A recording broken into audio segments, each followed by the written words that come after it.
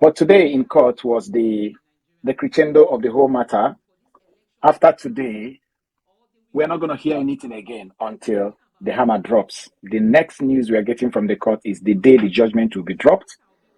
And on that day, the petitioners and the respondent will all be in court to hear. I want us to pray and see how it goes through. However, the respondents had time to come to make their final presentation, but I need to let us know that it was just for I could say it was a moment for them to still expose themselves, how vulnerable they are in this whole situation. That's the way I see it.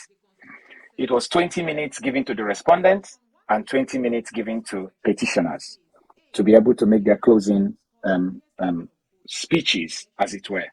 The official and formal thing is that those addresses they wrote was formally adopted today, meaning they used their mouth to say, this thing we wrote, it is us that wrote it. We have submitted it to the court. We expect the court to read it now and tie it to all the evidence we have presented and now draw their conclusion.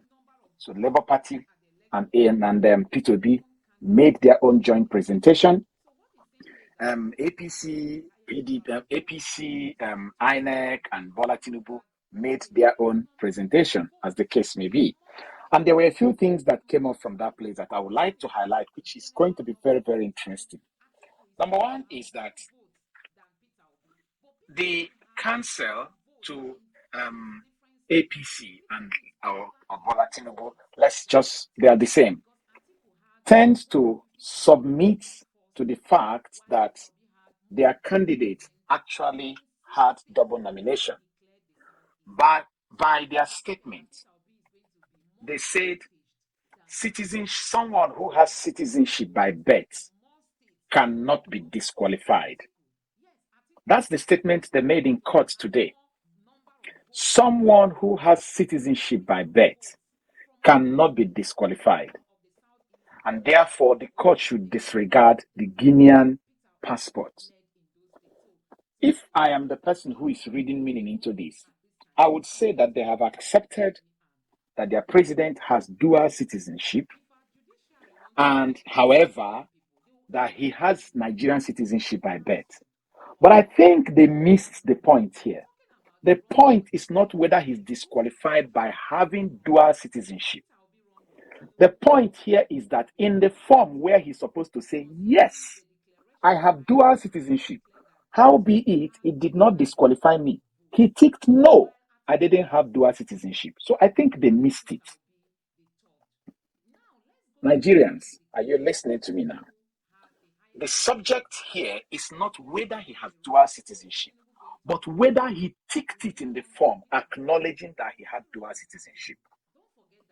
Some of us who live outside the country may have dual citizenship. Okay? We still have a right in Nigeria and in the place where we are resident. If there is a form the government asks me to fill, and in that form they ask me, do you have citizenship of any other country? I should be able to say yes or no.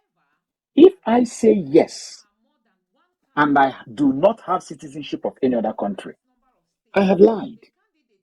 If I say no, and I have citizenship of any other country, I have also lied. So the subject here is not whether he has that citizenship, but whether he lied in the form by ticking no, where he's supposed to tick yes. Let's bear it in mind. Another thing they pointed is when they said that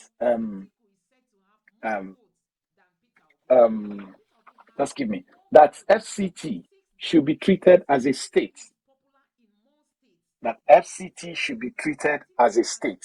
They went back to the whole old argument again, saying that FCT should be, they had a very short time to just make this statement, that FCT should be treated as a state.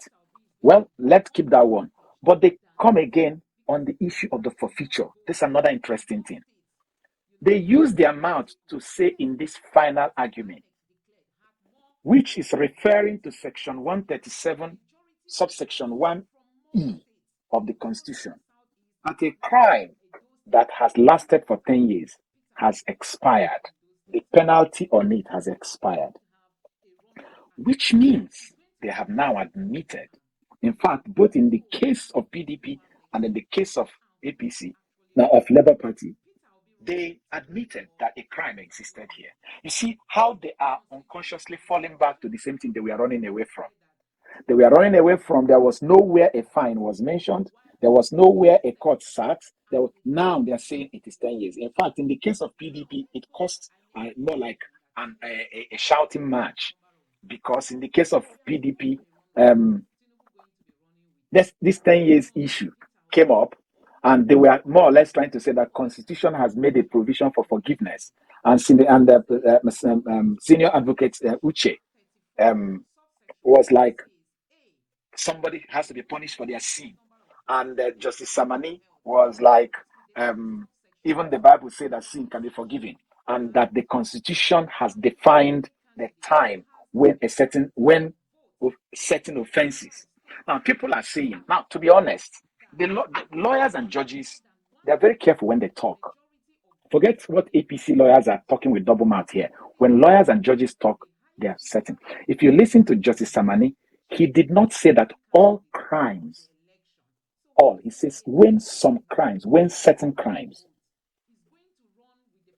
So it is left for the judges to now determine whether this crime is included in those ones that can be forgiven at a certain time as stipulated by the Constitution. This is a little thing, a little in between. Because I've heard a whole lot of people saying, it's like Justice Samani is giving an idea that they're going to let this guy off the hook by that statement. Well, it's a probability. They may decide to interpret it in that way. But I know that Section 137 of our Constitution, subsection 1D, included crimes like narcotics, money laundering, as the one that does not have term limit of its expiration. And came to Section 137, subsection 1E, to explain that the issues of having problem with Code of Conduct Tribunal in Nigeria, something of that nature, will last for 10 years.